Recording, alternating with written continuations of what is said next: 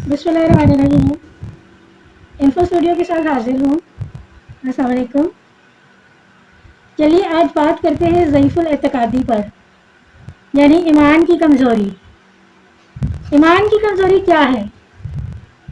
جب ہم سمجھتے ہیں کہ اگر ہمیں کوئی مسئلہ درپیش ہے تو اس کا حل انسانوں کے پاس ہے، جبکہ ایسا نہیں ہے. اگر ہمیں کوئی مسئلہ درپیش ہوتا ہے، ہم کسی مشکل میں ہیں، تو اس کا حل سوائے اللہ کی ذات کے کسی کے پاس نہیں ہے.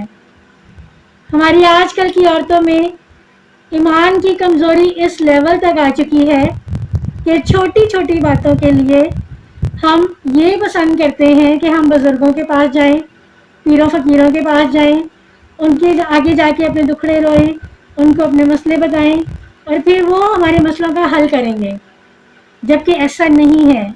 یہ ہمارے ایمان کی کمزوری ہے. ہماری آج کی عورتیں اور مرد جن میں ایمان کی کمزوری اتنی زیادہ ہے کہ اگر وہ ذرا سا بھی کسی پرابلم میں آتے ہیں یا کسی اچھی یا بری نظر کے سائے میں آتے ہیں تو ان کو لگتا ہے کہ اس کا حل صرف اور صرف پیروں فقیروں کے پاس ہے، جبکہ اس کا حل قرآن پاک میں موجود ہے، ہمارے اپنے پاس ہے. اگر ہم قرآن پاک کو اسٹڈی کریں گے تو اس میں ایک سے ایک مسئلے کا حل موجود ہے. لیکن ہمارا المیہ یہ ہے کہ ہم قرآن کی طرف نہیں جاتے، ہم اللہ کے بنائے ہوئے انسانوں کی طرف بھاگتے ہیں کہ وہ ہمارے مسئلے کا حل تلاش کر کے ہمیں دیں گے. اس وقت جعلی پیر فقیر بہت زیادہ ٹرینڈنگ میں ہے.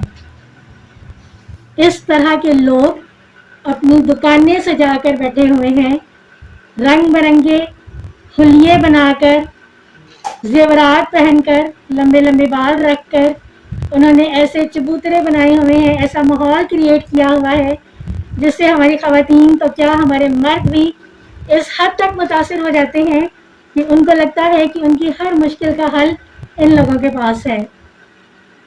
ہماری وہ خواتین، وہ بیٹیاں، وہ بہویں جن کے گھروں میں بچے پیدا نہیں ہو پاتے یا بیٹے پیدا نہیں ہوتے، ان کو ان کی ساس تانے دے دے کر ان کا برا حال کر دیتی ہے، یا لوگ تانے دے دے کر باتیں کر کر کے ان کا جینا محال کر دیتے ہیں.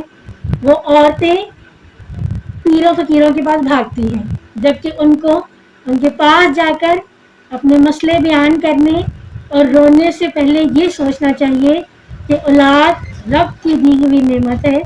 اگر ہمارا رب چاہتا ہے تو وہ ہمیں اولاد دے گا، اگر ہمارا رب نہیں چاہتا تو ہم اولاد کی نعمت سے فیضیاب نہیں ہو سکتے. اولاد پیدا کرنا، بیٹا پیدا کرنا پیروں فقیروں کے ہاتھ میں نہیں ہے، وہ بھی ہماری طرح کے انسان ہیں. یہ لوگ دو طرح کے عمل کرتے ہیں، جو ایک نوری عمل کہلاتا ہے اور ایک کالا علم کہلاتا ہے. کالا جادو خطرناک ترین جادو ہے، اس سے ہر صورت بچنا چاہیے.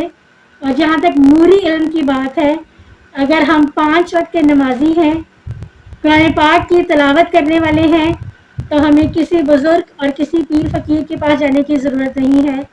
ہمارے ہر مسئلے کا حل ہمارے پاس، ہمارے گھروں میں اس پاک کتاب میں موجود ہے، جہاں سے ہم خود بھی وہ حل نکال سکتے ہیں.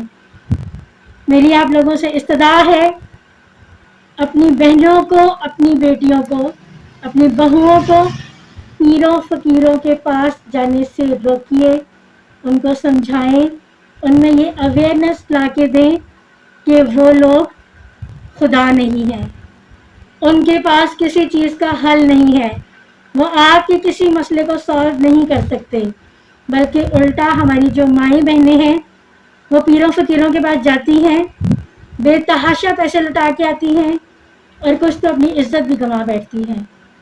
یہ ایک بہت بڑا المیہ ہے، سمجھنے کی ضرورت ہے. اپنے آپ کو سمجھائیے کہ ان پیروں فقیروں عامل باباؤں کے پاس کچھ نہیں ہے.